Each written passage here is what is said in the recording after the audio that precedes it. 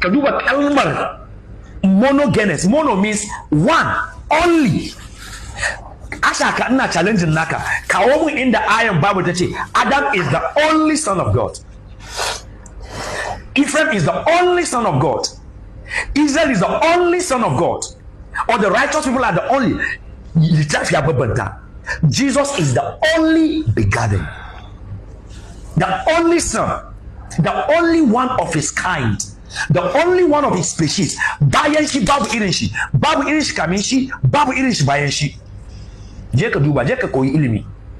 Zaka zo na kana shi za ka nemi kananan fastocin da ba san koyi ba, kana mukabala, kana kiran su yi mukabala dan ka san zaka kure su da surutu, dan ka san ba san Greek ba, ba san Hebrew ba, za ka kure su. Inda nike ta rike kake nan Ashaka kwalate.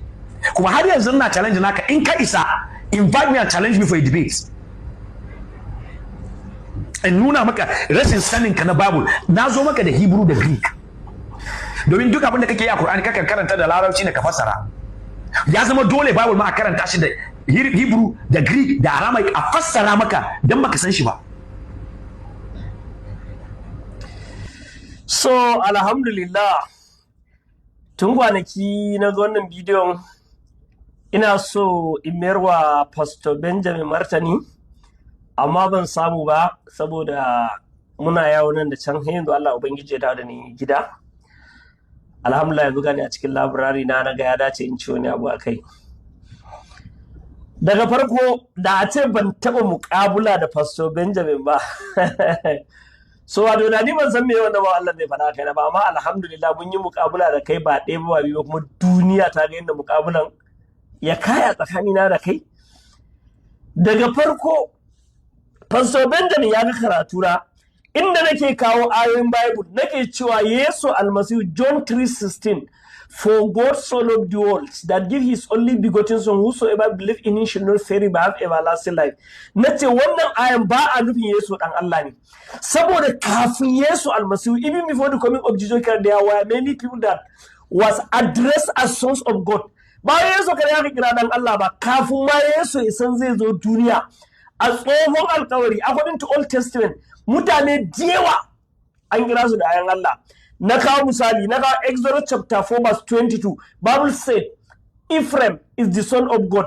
Jeremiah chapter 31 verse 9. Bible said Israel is the son of God. In the book of Psalm chapter 2 verse 7, Bible said David is the son of God. In 1 Chronicles chapter 22 verse 10, Bible says Solomon is the son of God. Genesis chapter 6 verse 2, Bible says angel of God are also the son of God. In the book of Job chapter 1 verse 6, the same thing Bible address angel of God as sons of God. In the book of Deuteronomy chapter 14 verse 1, Bible address children of Israel as sons of God. In the book of Hosea chapter 1 verse 10, Bible still also address children of Israel are also sons of God. Sananaka Hebrew chapter 7 verse 1 to 3, Bible addressing Melchizedek as also what? Sons of God. In the book of Luke chapter 3 verse 38, Bible address also Adam as son of God. Book of John chapter 1 verse 12, book of Romans chapter 8 verse 14, Bible says those who live by the Spirit of God are also sons of God. In the book of Galatians chapter 3 verse 20, in Matthew chapter 5 verse 9, Bible says God bless the peacemakers, they should be called the children of God. The same thing in the book of Matthew chapter 5 verse 45, Bible says do good for them who do bad for you, so that you may become the sons of your God which is in the heaven. In 1 John chapter 2 verse 29, Bible says every righteous person is sons of God. Wa'annan mutane ne da ayoyin Bible da inda aka kira wa'ansu ayan Allah. So ya Pastor Benjamin ya mai raddi yace ai ni ban gane me ake nufi ba. Yace ai John 3:16 cewa ta yi for God so loved the world that give his only. Yace a sauran ba sa only ba, amma wannan John 3:16 an sa only. Wannan kalma ta only shi yake nuna Yesu Almasihu dan Allah ne. Wannan shine abin da Pastor Benjamin ya faɗa. Na ji daɗin wannan response din. In return, Pastor Benjamin is asking you a question. In the book of Matthew, in the book of Matthew chapter 15, verse 24, Jesus Christ said, I was sent only to the lost sheep of the house of Israel. An aike shi ne kawai zuwa ga bani Isra'ila. Kamar yadda Qur'ani ya ce wa rasulan ila bani Isra'ila. We have sent you as a messenger only to the lost sheep of the house of Israel. In wa illa abdun an amna alayhi wa ja'alnahu masalan li bani Isra'ila. Allah Jesus Christ is only a servant of God, we are making as an example only to the children of Israel, Ya Bani Israel, inni rasulullahi ilaykum musaddiqan lima bayna yaday min at-tawrat wa mubashiran bi rasulin ya'ti min ba'di ismuhu Ahmad. God Almighty quote the statement of Jeremiah where he says, Ya Bani Israel, I was sent only to you, Bani Israel. So Quran ya ce aiki Yesu zuwa ga Bani Isra'ila, idan ka yadda wannan only yana magana ne kawai akan Yesu, dole ka yadda wancan only na Matthew chapter 15 verse 20 when Jesus said, I was sent only to the lost sheep of the house of Israel. This indicates that Christ was sent only to the Jews.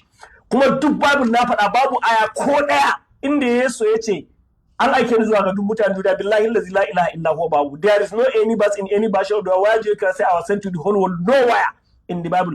Even Matthew chapter 19 verse 28 and Mark chapter 16 verse 16, there are some of Christians are quoting to prove that Jesus was sent to the whole world.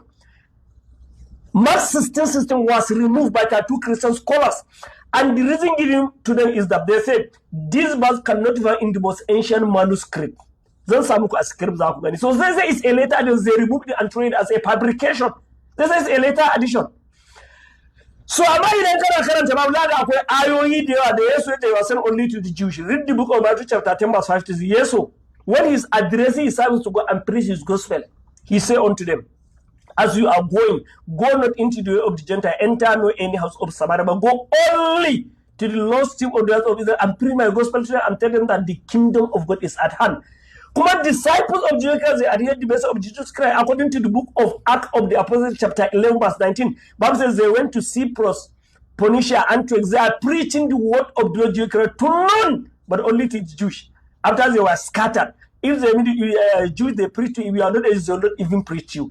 And the same thing in the book of Matthew chapter 10 verse 23, in the book of Mark chapter 7 verse 25, in the book of Luke chapter 22 verse 30, in the book of John chapter 17 verse Jesus said I was not praying for the whole world, but I praying for those that will give me inside the world.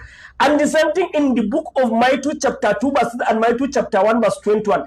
Even before the birth of Jesus Christ, what did angel of God say to Mary? Mary, you are going to get back to a son. You should call his name Jesus. He is going to save his people from their own sin. The Bible didn't say he's going to save the world. Matthew chapter 1 verse 21.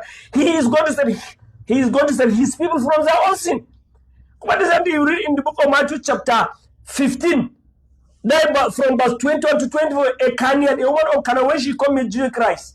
Tana roƙon Yesu almasu aljanu sun kama ƴarta, tana roƙon Yesu almasu ya taimaka yare addu'a ta warke. Me yace mata? Yesu ya juya haka ta zo tana his disciples Peter say, Master, this she is crying after us. Expect Yesu yace, woman, it is not good to take the children bread and give it to the dogs like her. What that one mean? Meaning, she is a Canaan woman. He is telling her that what belongs to you only belongs to the children of Israel. Babu inda Yesu yace ake ga mutanen da. So wannan only da kace yana nuna Yesu. So you have to apply the same only in Matthew chapter 15 verse 20. Yesu yace I was sent only to launch on the house of Israel. Saboda haka da karshe muna shaida Christ was only sent to the Jewish. Your own is just to believe in Jesus Christ. We Muslims we believe in Jesus Christ. But who was sent unto you? Jesus was not sent unto you. Idan kuna son ku san wa aka aiko muku ya kuje in the book of John of the Revised Standard Version, John chapter 14 verse 30, when Jesus Christ said, I will no longer talk much with you because the ruler of this world is coming. Who is the ruler of the world? We have been asking Christians this question. Har yanzu babu wanda ya amsa.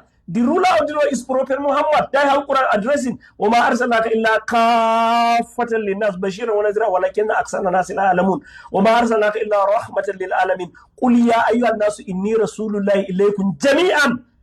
قُلْ يَا أَيُّهَا النَّاسُ all you mankind, I was sent as a messenger to all of you. Shi kuma Yesu yace ya bani Isra'ila inni rasulullahi ilaykum. Kun ga bambanci? Shi Muhammad ya ayyuhan nas, I was sent to the whole congregation of mankind in general. Christ Jesus the son of Mary ya bani Isra'ila inni rasulullahi ilaykum. Ai ke ne kai zuwa ga mutanen bani Isra'ila. Saboda haka ina ga duk kristocin duniya Yesu almasihu ba aiko shi wurin ku ba. An aike shi ne kai zuwa ga bani Isra'ila. That is from biblical and Quranic point of view. Kuma I challenge any Christian to give me a verse why Christ said he was sent to the whole world. Bible nowhere in the gospel. Kullu wanda abin yana wai ku Kristo ne kun yarda da Bible kuwa? Do you believe in Bible? Bible zai ce kana in abu ya saba da sauran ku ko Bible ya faɗa ba ku yadda. Remember in the book of Revelation chapter 22 verse 18, in the book of Deuteronomy chapter 4 verse 2, in the book of Deuteronomy chapter 12 verse 32, and in the book of Proverbs chapter 30 verse 3, Bible says whosoever that remove or add from what is written in the prophets of this particular book, God Almighty will remove his name from the book of eternal. Meaning, whosoever that say anything, if that particular thing is not in the Bible, is under the curse of God. Kada wani ya faɗi abin da baya